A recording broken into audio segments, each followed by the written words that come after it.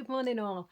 It's a very dark day today, so I'm sorry if I'm very much in the shadows. It's just the way it is. It looks like it's going to hammer it down outside. It's going to start raining, so who knows. But welcome back to the channel. Today we are going to do November's wrap up. So I read about 30 books in November. I actually haven't read much in the last week, so I hammered through a lot of books right at the beginning. Now looking back, I read a lot of series.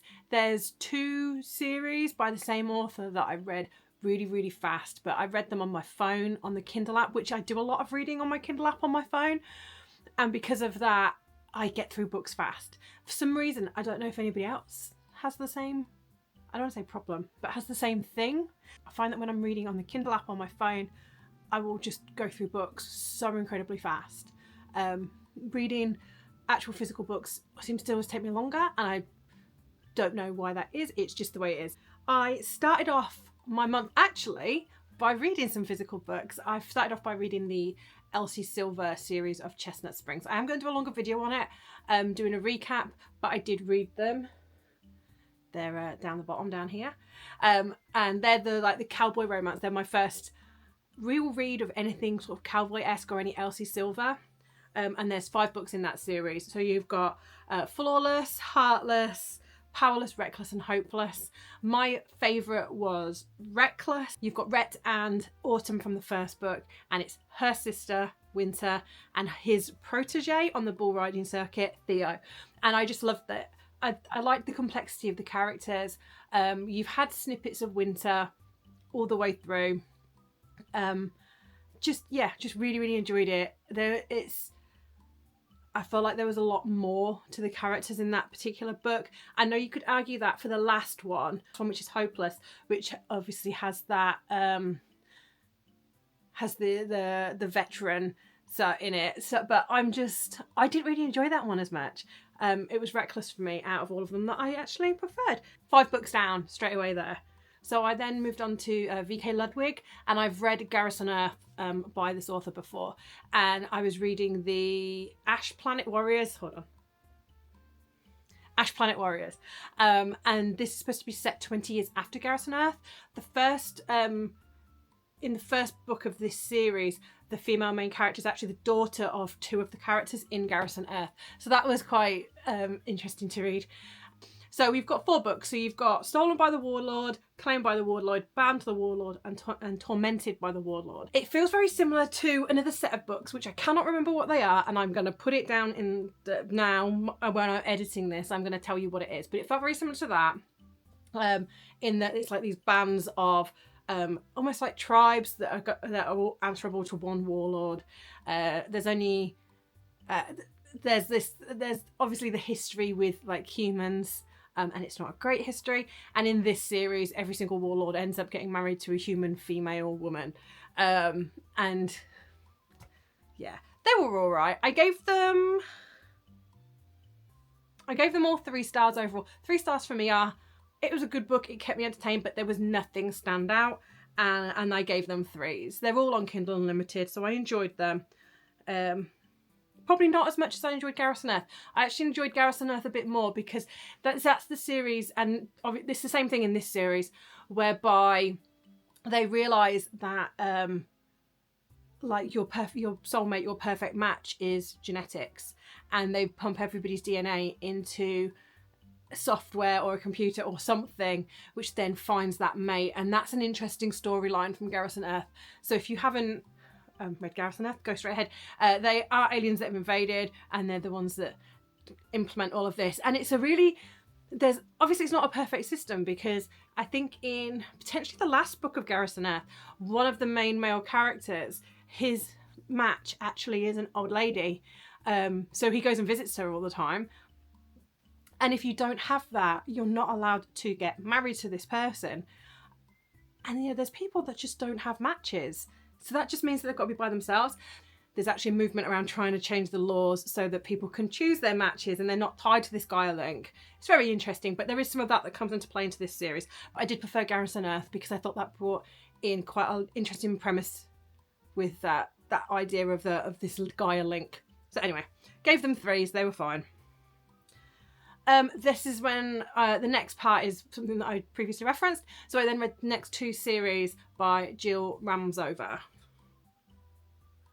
which is The Five Families and The Byrne Brothers. So The Five Families is around the Italian mafia in New York.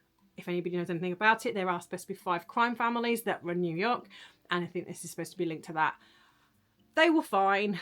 I actually preferred the Byrne Brothers afterwards, which are, you've got hints of them. They're supposed to be the Irish mob.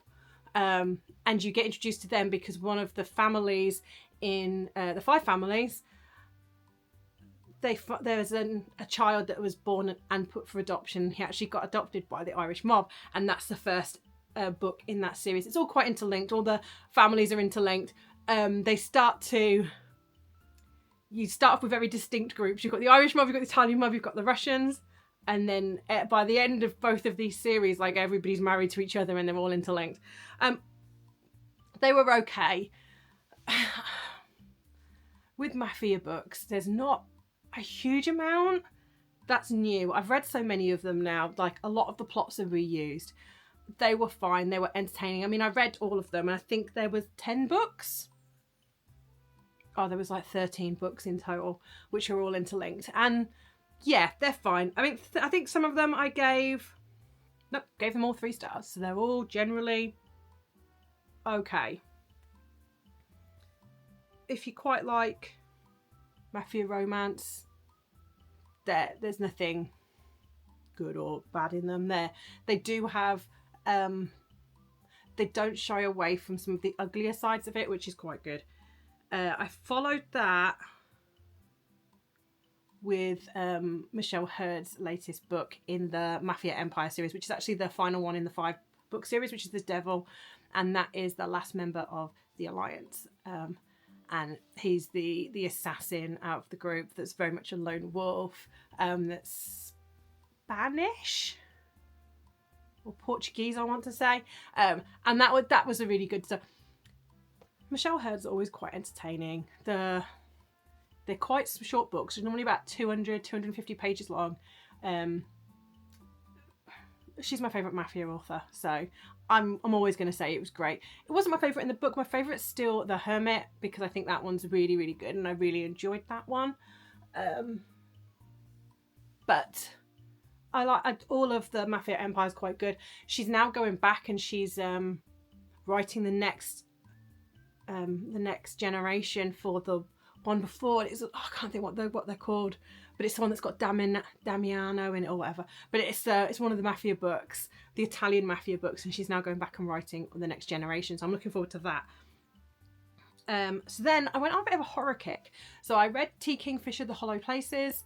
I like T. Kingfisher's writing anyway, and The Hollow Places was just weird, and I was there for it. It got very crazy. Again, there for it. I liked the main character. I liked her gay best friend. I loved that dynamic that they had between them. It felt like T. Kingfish was very good at making you feel the place, the time where they are. I felt like I was there with them. So I did very much enjoy that. I'm obviously not going into a huge amount of detail because that one's got some twists and turns, as does the next series that I read, which is the Devil's Playground series, which again, I am not going to go into detail about. However, there is 4 books at the moment. It's not finished, but there's 4 books in that series. And it's like a cross between The Purge, Saw and Battle Royale. It's all a little bit crazy. There is romance elements in this one though, but it's... Some of the events have got a lot of graphic detail, but they were good.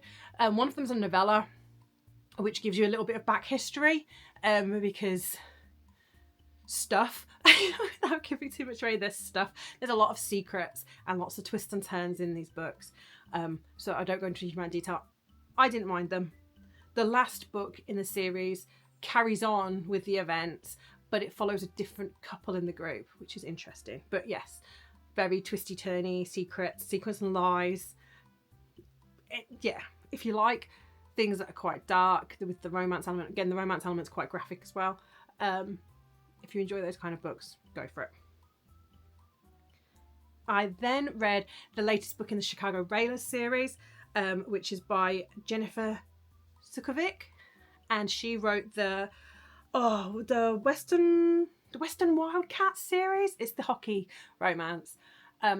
There was one before this, and it was like the cousin of one of the guys in that. Now, this second book is around River and Callie. River is one of the twins from Western Wildcats. His twin sister is in one of those books. So you've already seen River. There's a little bit of history already.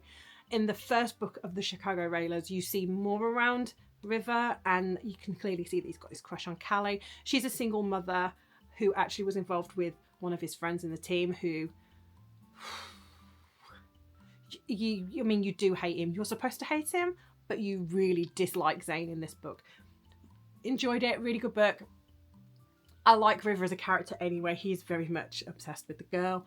You can see and you can understand why Callie's so resistant to him. It's, again, with hockey romance, it's the same as mafia romance. You read a few and there's not a huge amount of variation in them. They follow very similar plot lines. This one's a little bit different, but it does have the single mother. You do see that quite a lot, especially one that's like some sort of baker or chef. You get that a lot as well. But yeah, she is also friends with Lila from the first book. If you enjoy hockey romance, you'll enjoy that. That was the last book that I read in November. Overall, there isn't really anything that stood out massively. I can't really pick a favourite book. I felt like everything was kind of middle. And there was nothing that I look back on and think, do you know what, I was really excited about that book. I came out of that book like, wow, which is normally what gets like the 4 or 5 stars with me. They're normally the books, as I've said before, 5 stars are normally given retroactively anyway. They're the ones I go back and go, oh, this book, I still think about it. It's like months later and I still think about this book. It's a 5-star book, and in a good way, not in a, oh, I hated that book, or why did I think that was good at the time? But there was nothing really. Hollow Places, what I enjoyed. Obviously enjoyed The Devil by Michelle Hurd because she's one of my favourite authors. Reckless by Elsie Silver.